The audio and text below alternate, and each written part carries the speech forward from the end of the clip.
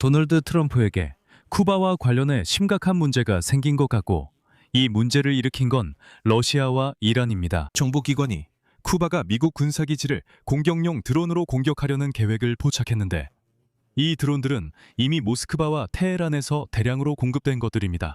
쿠바가 러시아와 이란에서 300대 이상의 군사용 무인기를 구입했고, 이미 미국의 관타나모 기지 공격 계획에 대해 논의하기 시작했다는 보도가 나왔습니다. 미국 군함들과 플로리다에 위치한 키웨스트시까지. 이 도시는 아바나에서 140km 떨어져 있습니다. 그리고 강조하지만 이는 더 이상 소문이나 추측이 아닙니다. 이것은 엑시오스와 공유한 고위 미국 관리가 제공한 비밀 첩보 정보입니다. 여기서 이 이야기의 모든 숨겨진 문제들을 논의할 필요가 있습니다. 제 이름은 알렉세이 패치입니다. 이 주제를 이야기하기 전에 한 가지 부탁드리겠습니다. 이 유튜브 채널을 구독하고 이 영상에 좋아요를 눌러주시고, 지금이나 영상이 끝난 후에 이 영상 아래 댓글을 남겨주세요. 이것이 유튜브 콘텐츠 홍보에 매우 중요하기 때문입니다. 해주시면 감사하겠습니다. 제 텔레그램 채널 패치 뉴스도 구독해주세요. 링크는 영상 설명란에 있습니다.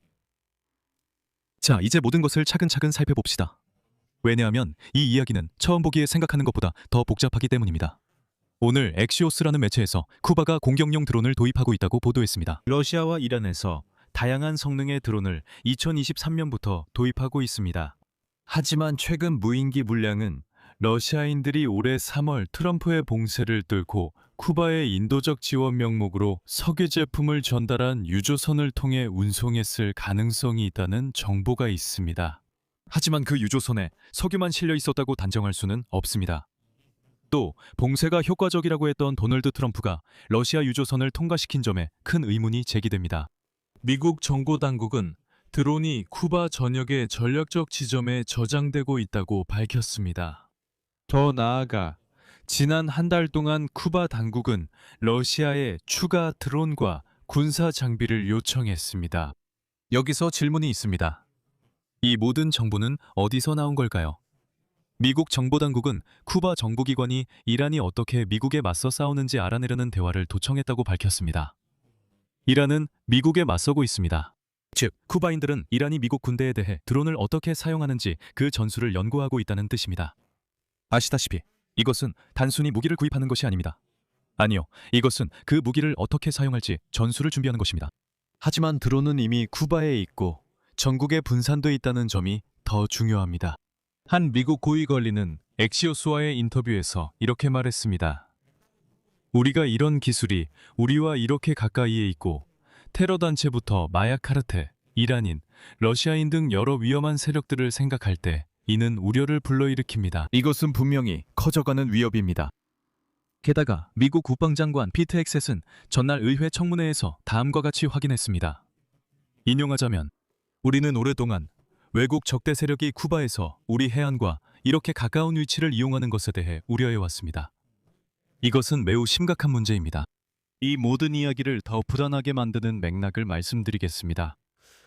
По оценкам американских 정보에 따르면 최대 5,000명의 쿠바 군인들, 이 우크라이나에서 러시아 편에 싸웠고, 러시아는 파견된 병사 한 명당 약 25,000달러를 쿠바 정부에 지급했습니다.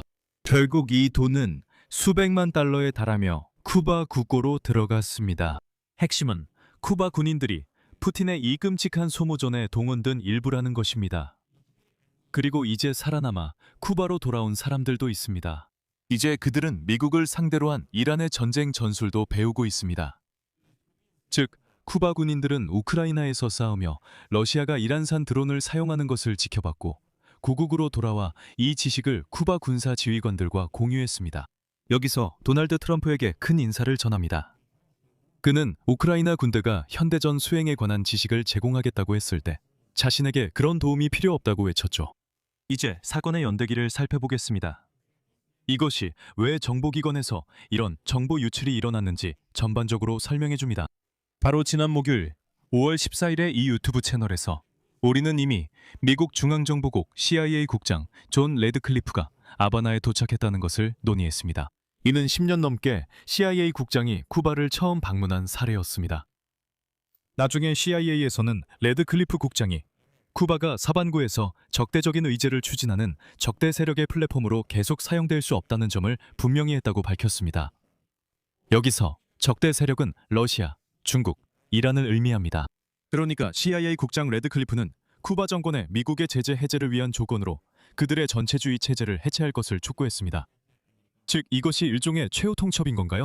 그리고 바로 이 CIA 국장의 쿠바 방문이 있은 지 사흘 뒤였습니다.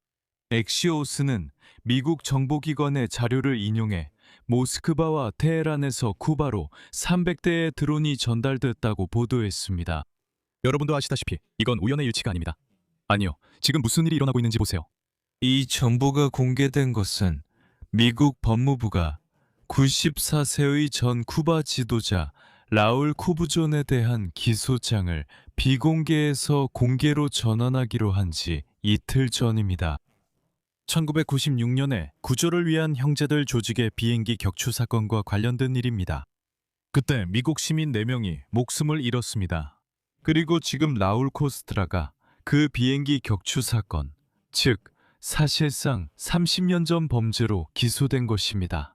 그리고 나서 CIA 국장 레드클리프의 최후 통첩, 그리고 이제는 300대의 드론에 대한 정보 공개까지 이어졌습니다. 이 모든 것이 하나로 이어지고 있습니다. 이것은 개별적인 사건들이 아니라 명백한 체계적인 압박입니다. 즉, 미국이 모든 것을 감시하며 행동할 준비가 있다고 말하는 것입니다. 그리고 여기서 솔직히 말씀드리겠습니다.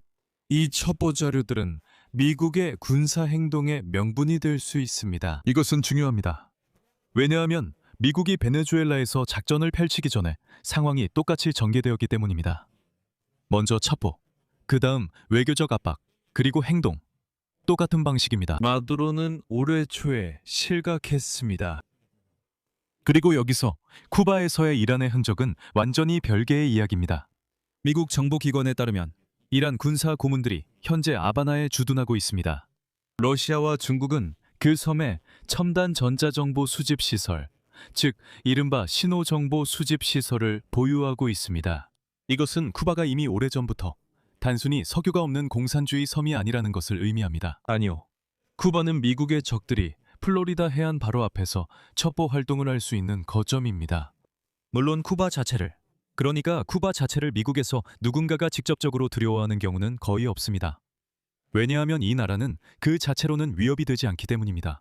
하지만 이제 이란의 샤헤드 드론이 미국 영토에서 140km 떨어진 곳에 배치되어 있습니다.